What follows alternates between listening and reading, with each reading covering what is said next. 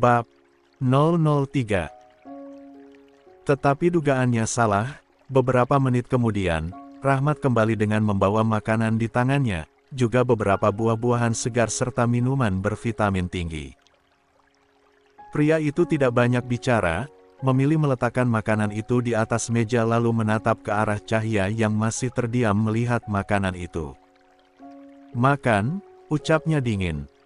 "Saya akan menunggu di luar. Kamu perlu isi perut kamu biar cepat sembuh dan kita pulang." Begitu saja, Rahmat kembali keluar dan benar-benar menunggu di luar. Cahya menatap makanan yang berada di atas meja itu. Perutnya yang terlampau lapar tidak bisa menolak. Ia meraih buah anggur hijau dan memasukkannya ke dalam mulut kecilnya, bersamaan dengan bulir beningnya yang mengalir keluar. Sementara di luar, Rahmat terduduk dengan tatapan kosong. Pikirannya kacau. Ia mengusap wajahnya kasar, bergelut dengan pikirannya lagi. Dia merasa dia benar-benar sudah keterlaluan pada Cahya. Apakah sikapnya selama ini terlalu menghakiminya? Bayangan wajah gadis polos itu membentuk rasa bersalah yang sekali lagi entah bagaimana menghukum Rahmat secara tidak langsung. Dan ia tidak mengerti kenapa. Saat ia masih bergelut dengan pikirannya, tiba-tiba Gracia lewat. Kebetulan hari ini Gracia ada jadwal operasi di rumah sakit. Dan Rahmat memang membawa Cahya ke rumah sakit di mana Gracia bekerja, tetapi Rahmat tak menyadari kehadirannya. Tatapannya masih kosong, pikirannya berkelana ke segala arah.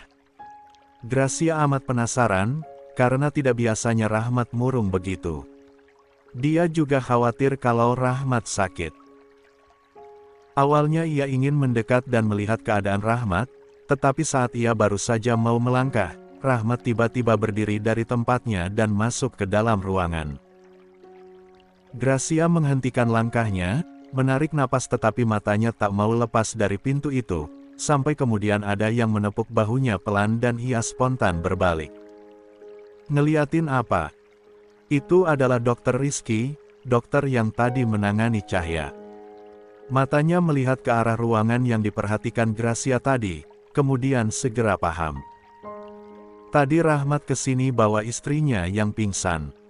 Ia menjelaskan, seolah tahu apa yang dipikirkan Gracia. Gracia hanya beroh pelan, seolah tidak mau peduli, tetapi informasi itu cukup mengejutkannya. Berarti ada Cahya yang berada di balik pintu yang dimasuki Rahmat tadi. Sepertinya hubungan Rahmat dan istrinya kurang hangat. Masa istrinya sampai kelaparan si Rahmat sampai enggak tahu. Rizky melanjutkan, sedikit mencibir. Gracia mengangkat alisnya sebelah, penasaran. "Maksudmu?" Tanyanya lagi. "Iya, tadi Rahmat bawa istrinya yang pingsan. Pas aku periksa ternyata istrinya kekurangan cairan, perutnya kosong dan ada reaksi kejut di dalam tidurnya. Sepertinya istri Rahmat tidak makan seharian dan ada sesuatu yang membuatnya ketakutan di alam bawah sadar." Dokter Rizky menjelaskan. "Aku duluan, iya." Pria itu akhirnya pergi dari sana, meninggalkan Gracia yang masih bengong melihat pintu. Ruangan tempat Cahya dirawat. Pikirannya berkelana. Entah kenapa ada rasa bersalah yang masuk ke dalam hatinya. Mendengar tentang hubungan Cahya dan Rahmat yang tampak tidak akur membuatnya merasa bersalah. Ia takut itu semua memang ada hubungannya dengannya, karena sejujurnya, Gracia tidak pernah berniat mengacaukan rumah tangga orang lain. Tetapi Rahmat selalu mengikutinya kemana-mana. Setelah puas menatap, ia akhirnya pergi dari sana, berjalan ke ruang operasi setelah melihat jam di tangan. Mencoba menyingkirkan pikiran negatif yang berseliweran tadi. Setelah Cahya makan, ia jadi memiliki sedikit tenaga untuk tubuhnya. Dokter bilang ia hanya kecapean dan kekurangan tenaga karena lapar. Dokter memberinya obat untuk meningkatkan imun dan beberapa vitamin untuk menambah tenaga. Setelah itu Cahya diperbolehkan pulang. Tentu saja Rahmat masih setia menemaninya. Entah karena rasa bersalah atau ia sedang menjaga imagenya sebagai seorang abdi negara.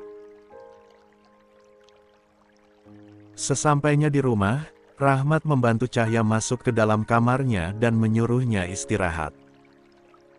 Meski Cahya kerap kali menolak bantuan Rahmat yang menurutnya tidak biasa, tetapi sikap dingin pria itu yang tidak suka dibantah selalu membuatnya pasrah. "Kamu istirahat, jangan keluyuran dan jangan lupa minum obat kamu," pesannya. Cahya berbalik badan, membelakangi seolah enggan melihat wajah pria itu, karena hatinya selalu tersiksa tiap mereka saling tatap. "Aku serius dengan ucapanku di rumah sakit tadi. Cahya mau pulang. Kalau Mas tidak mau mengantar, Cahya akan pulang sendiri." Kalimat itu keluar bahkan tanpa menatap wajah Rahmat. Rahmat memijit pelipisnya frustasi. "Cahya, dengar. Kalau kamu pulang kampung itu sama saja dengan bikin malu saya dan menghancurkan reputasi saya. Jadi saya tidak akan mengizinkanmu untuk pergi dan mempermalukan saya. Apa kata orang nanti? Coba kamu mikir ke sana." Rahmat menolak. Cahya diam. Hatinya sakit. Saat seperti ini, pria ini malah memikirkan reputasinya dibandingkan perasaan Cahya. Seharusnya Rahmat paham bagaimana harus memperlakukannya agar ia tidak merengek minta pulang. Seharusnya pria ini lebih bisa menghargainya. Sementara sekarang Cahya merasa kesepian dan sakit sendirian dengan semua perilaku Rahmat. Ia menelan ludahnya kasar, bulir bening kembali mengalir di matanya. Ia tidak tahu kalau berumah tangga akan serumit ini, akan sesakit ini. "Ibumu juga kan baru saja dibawa berobat kemarin.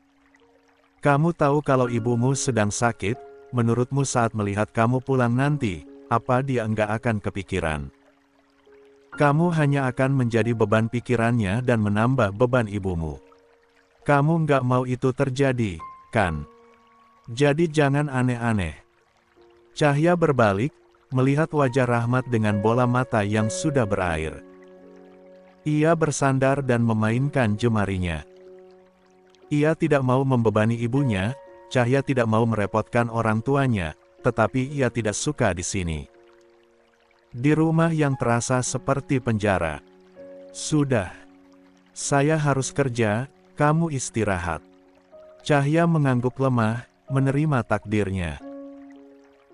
Rahmat akhirnya keluar dari kamarnya dan bersiap untuk berangkat kerja. Ia mendapat panggilan dari pusat, tetapi harus ia tunda karena Cahya, jadi ia terlihat buru-buru sekarang.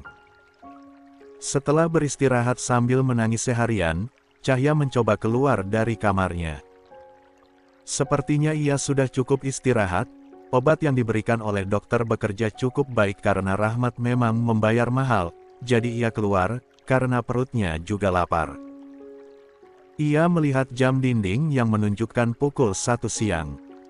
Cahya berjalan ke dapur, berniat untuk memasak sesuatu. Ia melihat isi kulkas yang sudah diisi penuh oleh Rahmat. Cahya meraih susu kotak rasa coklat, kemudian mengambil telur dan sayuran. Baru saja ia akan memotong sayuran itu, bel rumah berbunyi hingga 2 kali. Cahya buru-buru keluar untuk memeriksa, takutnya itu rekan kerja Rahmat. Ketika ia membuka pintu, ternyata itu hanya seorang kurir pengantar makanan. Cahya sempat kebingungan, karena seingatnya ia tidak pernah memesan makanan online. Belum selesai kebingungannya, kurir lain datang, kali ini kurir pengantar paket. "Dengan Mbak Cahya?" tanya mereka berdua. Cahya mengangguk. "Iya. Ini pesanan makanannya." "Ya, Mbak. Ini sudah dibayar." Cahya meraih kotak makanan dan minuman itu. "Ini juga paket atas nama Mbak Cahya. Tolong tanda tangan di sini, ya, Mbak." Cahya melihat nama yang tertera di paket itu, memang namanya dan nama pengirimnya tidak tertera. Setelah menerima makanan dan paketnya, Cahya langsung masuk dan duduk di atas sofa. Membuka paket yang ukurannya tidak terlalu besar itu. Penasaran apa isi di dalamnya? Ternyata itu adalah ponsel baru lengkap dengan surat garansi. Dan ketika Cahya mencoba mengaktifkannya, ternyata ponsel itu juga sudah dipasangkan SIM. Beberapa detik setelah ponselnya menyala, pesan langsung masuk ke dalam ponselnya. "Kamu makan yang teratur. Jangan sampai bikin saya kerepotan lagi gara-gara kamu tidak makan seperti kemarin." Dari nada kecutnya Cahya langsung tahu siapa pemilik nomor itu. Ya siapa lagi kalau bukan Didingin Rahmat. Cahya memilih tak membalas pesan itu. Ia melihat makanan di sampingnya, ada jus alpukat dan makanan sehat seperti salad buah dan makanan berat lainnya yang cukup lengkap. Cahya tersenyum. Setidaknya ia bisa makan enak sekarang. Tanda hubung. Keesokan harinya. Hari ini Cahya harus mengurus beberapa surat perlengkapan administrasi untuk pendaftaran kuliah dan tidak seperti biasa, jika kemarin Rahmat bilang Cahya harus mengurusnya sendiri dan tidak mau tahu, pagi ini pria itu malah mengantarkannya ke kampus dengan sukarela, bahkan membantunya menyiapkan segala hal, seperti berkas-berkas penting untuk melengkapi pendaftaran. Mungkin Rahmat tidak mau hal yang kemarin terjadi lagi, saat harus membiarkan Cahya mengurus dirinya sendiri. Fakta bahwa Cahya masih butuh bantuan membuatnya harus bergerak. Cahya mengambil kelas bahasa Inggris agar bisa memperluas jaringan komunikasi, mengingat untuk memenuhi kebutuhannya yang kini menjadi ibu persit. Menurutnya itu adalah pilihan yang tepat. Oh, ya untuk informasi tanggal masuknya, nanti nomor kamu akan dimasukkan ke grup WhatsApp jadi jangan sampai lupa tulis nomor WA yang aktif, pesan panitia yang mengurusi pendaftaran. Sebelumnya, apakah mahasiswa baru wajib mengikuti ospek? Tanya Rahmat. Karena jujur saja, Rahmat ingin Cahya langsung mengikuti perkuliahan tanpa harus mengikuti ospek. Betul, kampus ini memang mewajibkan ospek. Tapi tenang saja, ospeknya tidak akan memberatkan mahasiswa. Ini hanya untuk pengenalan kampus. Rahmat mencoba berbicara agar Cahya dibebaskan dari kewajiban ospeknya, tetapi panitia bilang itu tidak bisa. Cahya wajib mengikuti kegiatan ospek karena itu penting untuk mengenal kampusnya. Nggak apa-apa, Mas. Aku ikuti saja ospeknya. Cahya menengahi. Rahmat yang tidak punya pilihan akhirnya mengalah. Lagi pula, seharusnya zaman sekarang berbeda dengan zaman dulu. Mereka pasti tidak akan menggunakan orde lama untuk memperkenalkan kampus mereka pada maba. Jadi ia tidak perlu khawatir dan kenapa pula ia harus khawatir. Setelah selesai melengkapi pendaftaran, mereka akhirnya kembali pulang ke rumah. Terima kasih sudah mau mengantar Cahya hari ini, ucap Cahya tulus. Rahmat tidak menjawab, hanya berdeham pelan. Cahya tidak peduli, setidaknya sikap Rahmat hari ini sudah lumayan bertanggung jawab dari sebelumnya. Dan itu cukup untuk sekarang. Malamnya, Rahmat dan Cahya makan malam bersama. Suasana meja makan terasa hening seperti biasanya. Rahmat lebih fokus menghabiskan makanannya, begitu juga dengan Cahya yang merasa canggung untuk memulai obrolan. Minggu malam ada acara pernikahan salah satu rekan kerja. Jadi saya harap kamu mempersiapkan dirimu lebih baik dari kemarin. Jangan bikin saya malu lagi. Kalimat itu meluncur dingin bahkan tanpa menatap wajah Cahya. Itu bukan permintaan, tetapi lebih ke sebuah perintah. Cahya menelan makannya yang tiba-tiba terasa hambar. Boleh aku nggak ikut aja? Tanya Cahya dengan suara lemah. Ia ragu-ragu, takut membuat pria itu murka. Rahmat mendongak, mengangkat sebelah alisnya, menatap Cahya tidak mengerti. Memangnya kenapa kamu tidak mau ikut? Cahya diam lagi, menunduk, memainkan sendok di atas piringnya. Aku takut. Nanti Mas ninggalin aku lagi. Suaranya lirih. Rahmat langsung membeku seketika. Sendok yang tadinya mau terangkat ke mulutnya langsung berhenti dan ia mendongak, menatap wajah Cahya yang terlihat sedih. Ada sesuatu yang tiba-tiba menghunjam ulu hatinya. Tanda hubung. Hari ini adalah hari pertama ospek. Cahya sedikit terlambat datang karena semalam ia menyiapkan kebutuhan ospek dan tidak ada yang membantunya, sehingga ia kelelahan dan bangun hampir jam 7 padahal ospeknya dimulai pukul 6. Ia bergegas masuk ke kamar mandi dan bersiap-siap berangkat. Peraturan ospek juga agak ribet, ia diwajibkan membawa beberapa bahan buah-buahan dan makanan sendiri dari rumah. Hal itu katanya buat jaga-jaga mereka pulang telat. Karena Rahmat sudah berangkat sejak pagi, Cahya terpaksa naik angkot yang lewat saat itu. Mau pesan Grab pun mereka akan datang cukup lama, jadi apa yang ada di depan saja. Angkot itu hanya mengantarnya beberapa meter, sisanya ia harus berjalan ke kampusnya. Tidak ada pilihan, Cahya sedikit berlari untuk mengejar waktu, menyeberangi jalanan, sesekali menabrak orang. Ia langsung tertunduk dan meminta maaf. Lalu lanjut berlari lagi. Karena terlalu takut telat, Cahya tidak fokus dan menabrak tubuh seorang pria dan membuatnya terjatuh. Ya Allah, maafkan saya. Saya kalimatnya terhenti saat melihat siapa pria yang kini berdiri di depannya. Bukannya marah, pemuda itu justru tersenyum. Cie, ketemu lagi. Kata orang, kalau orang ketemu sampai 3 kali itu tandanya jodoh, goda pria itu. Cahya buru-buru berdiri dan mengusap pakaiannya yang kotor. Ia melihat jam di pergelangan tangannya dan langsung panik. Sorry. Ia menangkup kedua tangannya dan langsung pergi dari sana begitu saja. Tunggu. Teriak pemuda itu. Tapi sayangnya Cahya sudah melesat masuk ke kampus. Sesampainya di kampus Cahya melihat anak-anak maba sudah berbaris dengan rapi. Ada beberapa senior yang berdiri di depan mereka memberi perintah.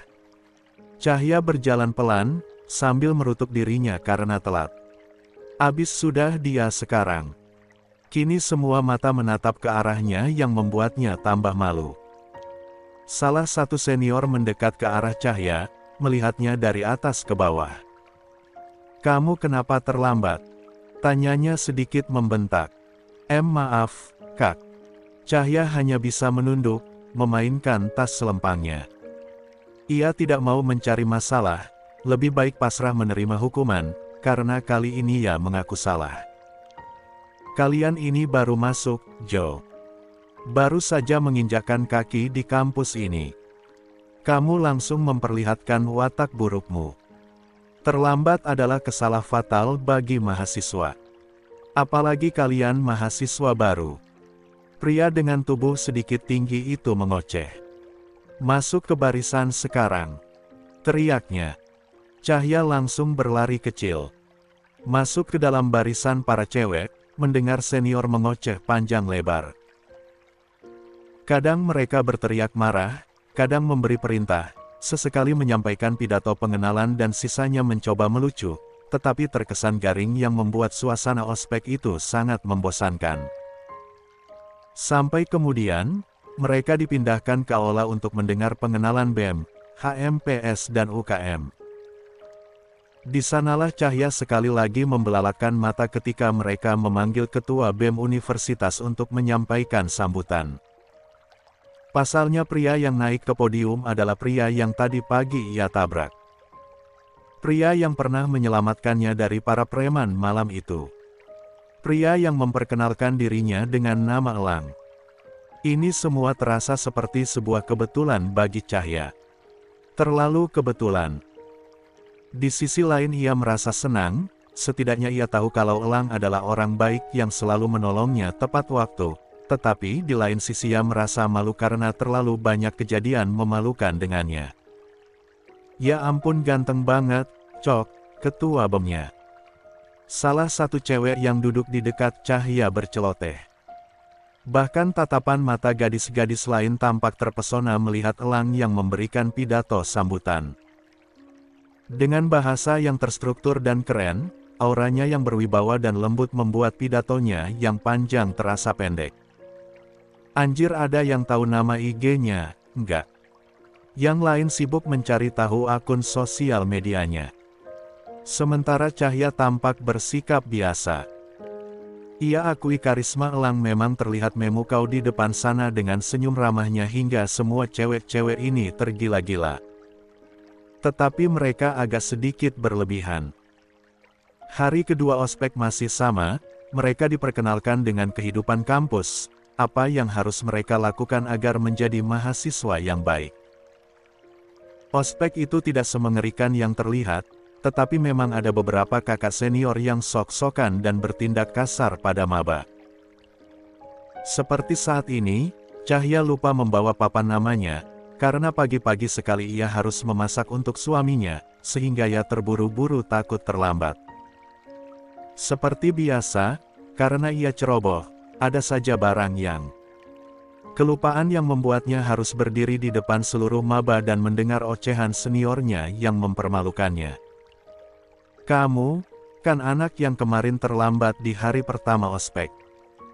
Bentak pria dengan model rambut French cut yang memiliki garis dari alisnya, terlihat sangar, tetapi juga penuh wibawa. Ia berdiri tegap menatap ke arah Cahya dengan galak.